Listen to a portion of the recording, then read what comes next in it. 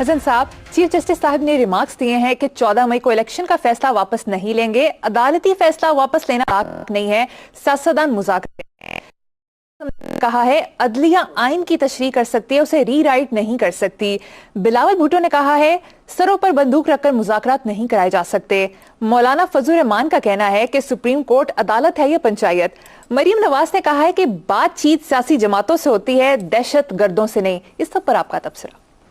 تبصرہ کیا ہے، ان میں سے تو کوئی جملہ بھی تبصرے قابل نہیں ہے، لیکن بہرحال فیصلہ تو بہرحال کسی بھی قیمت پہ واپس نہیں لیا جانا چاہیے، کیونکہ اگر سپریم کورٹ جیسا ادارہ ان فارچون ہنٹرز کے سامنے سرنگو ہوتا ہے تو یاد رکھنا ککھ باقی نہیں بچے گا.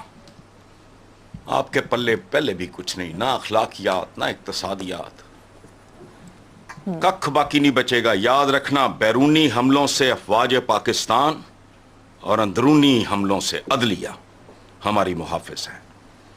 صحیح. جان پہ کھیل کے بھی اگر کی عزت، اس کی حرمت اور اس کی حفاظت کرنی پڑتی ہے تو کام ہے ان کا.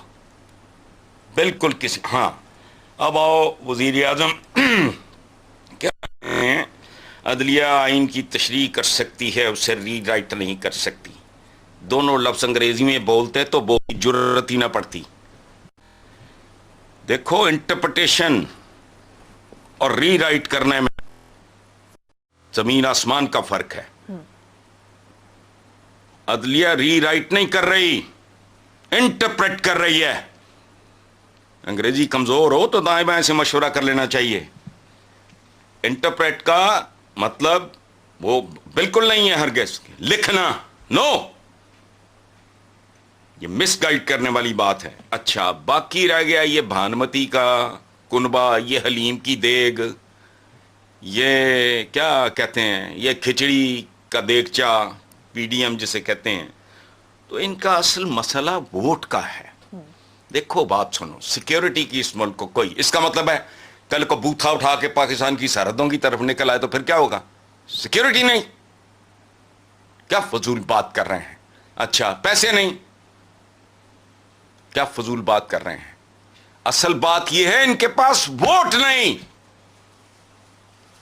اور مجھے ایک بات بتاؤ، 5 مہینے بعد یہ سارا کچھ کہاں سے آ جائے گا؟ ایگزیکٹلی کامن سینس کی بات ہے. لوگ بے وقوف ہیں یار، ہوں گے پر اتنے تو نہیں. یہ 4-5 مہینے میں تم کون سی ایسی توپیں چلاؤ گے کہ پیسے کا بھی سیلاب آ جائے گا اور سیکیورٹی کا بھی سیلاب آ جائے گا؟ What are you trying to say? یہ روتے پیٹتے چیختے چلاتے اس کی وجہ ہے، رہیں گے اسی طرح. اور اصل ماتم ان کا شروع ہونا ہے الیکشن کے نتائج کے بعد. کسی بھی قیمت پہ پاکستانیوں سے ووٹ کا حق چھینا گیا تو پھر میری زبان کالی ہے، میرا کہا ہوا ٹھیک ثابت ہو جایا کرتا ہے اکثر. چلو ٹھیک ہے، یقیناً. آگے بڑھتے ہیں صاحب. عمران خان نے کہا ہے کہ نواز شریف بزدلوں کی ٹیم کا کپتان ہے اور فضل الرحمان اس کا حصہ ہے. او بھائی، عمران خان خام خواہ نے بزدل نہ کہو. بزدل بز کہتے ہیں تمہارے پیارے بزدار کے ساتھ جو لگا ہوا ہے نا، بز کہتے ہیں بکری کو. اوے بکری کا بھی دل ہوتا ضرور ہے، چاہے کمزور ہو. ان کے سینوں میں تو دل ہی نہیں ہے. تو ورنہ کانٹیننٹس میں ان کی جدادیں، ان کی یہ ہیں کون، کرتے کیا ہیں سوائے سیاست کے؟ ان میں سے بہت سے لوگوں کا تو پیشہ ہی اور کوئی نہیں.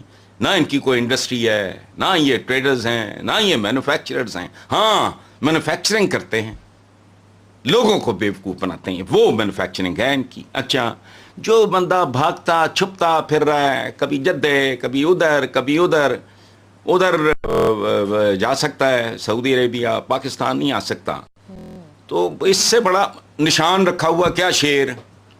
اچھا شیر بھی ابھی متھی ہے، شیرنی اصل کام کرتی ہے، وہ تو ہڈ حرام ہی ہوتا ہے، حرام ہی کھاتا ہے وہ شیر.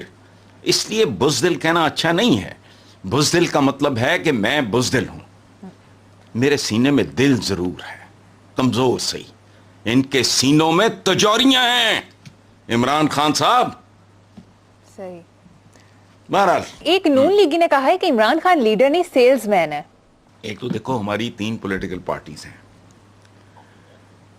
پی ٹی آئی نمبر 1 ہے, 2 ہے, 3 ہے, پھر آتی ہے ہمارا نمبر 2 ادر وائز اگر دیکھیں تو پیپلز پارٹی ہے, اب نون لیگ ہے, سمٹ گئی ہے, وہ اندرون سندھ تک, ان کا اندرون سندھ بھی کوئی نہیں, یہ تو گئے. لیکن جتنے جاہل اور ان پڑھ اور نیم خواندہ لوگ نون لیگ میں ہیں, پڑھے لکھے بھی ہیں, میں یہ نہیں کہہ رہا, لیکن ان کی پرسنٹیج بہت کم ہے.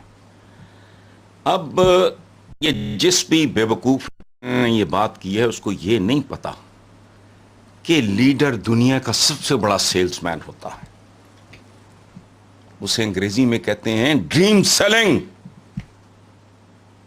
میرا ایک شعر ہے جو میری شاعری کے دیوان میں شامل ہے, کچھ اور نہیں وعدہ تعبیر کے بدلے ہم خواب فروشوں سے کوئی خواب خریدے. علامہ اقبال نے خواب ہی تو دیا تھا, تمہاری تو ساری کتابیں بھری پڑی ہیں. قائد اعظم نے بھی اس خواب ہی تھا جس کی وہ تعبیر, جس کا ہم نے ناس مارا. یہ جو کوئی بھی جاہل ہے اس کو پتا ہونا چاہیے کہ dream selling, you sell dreams. Dream selling کیا ہے کہ تم بھوکے ننگے لوگ ہو, میں تمہیں اقتصادی طور پہ طاقتور. کیا ہے کہ تم بھوکے ننگے لوگ ہو, میں تمہیں اقتصادی طور پہ طاقتور. تمہاری گردنیں نیچی ہوتی ہیں, تم امریکن پریزیڈنٹ کے پاس بیٹھ کے غلاموں کی طرح پرچیاں پڑھتے ہو. یہ نہیں ہوگا. ہم ہر ایک کے ساتھ برابری کی سطح پہ بات کریں گے, ہمارا ہر بچہ اسکول جائے گا, ہم سائنس ٹیکنالوجی میں ترقی کریں گے, ہم یہ کریں گے, ہم وہ کریں گے. خواب ہے یہ, آج کی تاریخ تک تو کوئی بھی کہے خواب ہے. قائد اعظم نے ملک بنا دیا, بعد میں کیا ہوا؟ وہ ڈریم سیلنگ تھی. اقبال کے بارے میں جب کہتے ہو, وہ سیلز مین شپ دنیا کی اتم ترین چیز, اللہ پاک کا سب سے بڑا امتحان, سب سے بڑا انعام اور سب سے بڑا امتحان وہ ہے جہاں بانی. جہاں بانی کو سیل کرنا, کسی آئیڈیا کو سیل کرنا. جتنا بڑا آئیڈیا ہوگا اتنا بڑا لیڈر ہوگا اور اتنا ہی بڑا سیلز مین ہوگا. یہ پتہ نہیں کس چپڑ کا نتیجے کی بات لے آئے ہو آپ بیچ میں. All great leaders basically they are dream sellers. بے شک سیلز مین ہوتے ہیں وہ, لیکن وہ سریا نہیں بیچتے, فنڈریاں نہیں چلاتے, وہ خواب بیچتے ہیں. چلو واہ, ٹھیک ہے حسن صاحب. کچھ سیاسی دانشور کہہ رہے ہیں کہ آئین میں درج 90 روز میں الیکشن کرانے کی مدت تو گزر گئی, اب چاہے 190 دن بعد ہو یا 290 دن بعد کیا فرق پڑتا؟ ویسے آپ کے خیال میں آئین کی خلاف ورزی سے کوئی فرق نہیں پڑتا؟ اب یہ جس کسی نے بھی یہ شوشہ چھوڑا ہے تو مجھے وہ بتائے کہ جب بجلی کا بل وقت پہ ادا نہیں ہوتا تو سرکار سرچارج وصولتی ہے. واٹ از دس؟ اگر اس سے بھی زیادہ دیر ہو جائے تو سرکاری ہرکارے بجلی کا کنیکشن کاٹ دیتے ہیں. یہی حال گیس کا ہے. سو اگر یہ آئین میں دی گئی مدت کے اندر اندر الیکشن نہیں کرا سکے تو پھر اگر اس ملک میں کسی کا ضمیر زندہ ہے اور ذہن کام کرتا ہے, پھر ریپیٹ کر رہا ہوں کہ اگر یہ آئین میں دی گئی مدت میں الیکشن نہیں کرا سکتے تو پہلے ان میں سے ہر فرد سے ہر دن کے حساب سے سر چارج وصول کرو, اور اگر یہ نہ دیں تو ان کے اسمبلی سے کنیکشن کاٹ دو ہمیشہ ہمیشہ کے لیے. ان میں سے کوئی ایک دوبارہ سیاست کے قابل نہ رہے. آنے والی نسلیں تیر جائیں گی. واہ, ڈیو ڈیٹ پہ میں بجلی کا بل جمع نہ کراؤں تو سرچ آ جائے, اس سے بھی لیٹ ہو جاؤں تو میری بجلی کاٹ دو گے. وہ ان کا کاٹو کچھ, اگر آئین ہے ورنہ پڑھو دفع کرو.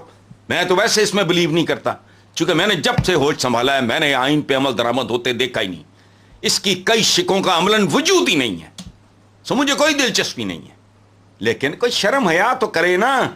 اگر یہ بچہ پالا ہی ہوا ہے, پتہ نہیں کہاں سے آیا ہے یہ. زلزلے کے دوران اس کے ماں باپ مر گئے تھے, آپ نے گود لے لیا, پتہ نہیں ہے اس کے آگے پیچھے کا. اگر یہ ہے تو پھر اس کی لاج رکھو, ورنہ دفع کرو, مجھے تو کوئی دلچسپی نہیں ہے.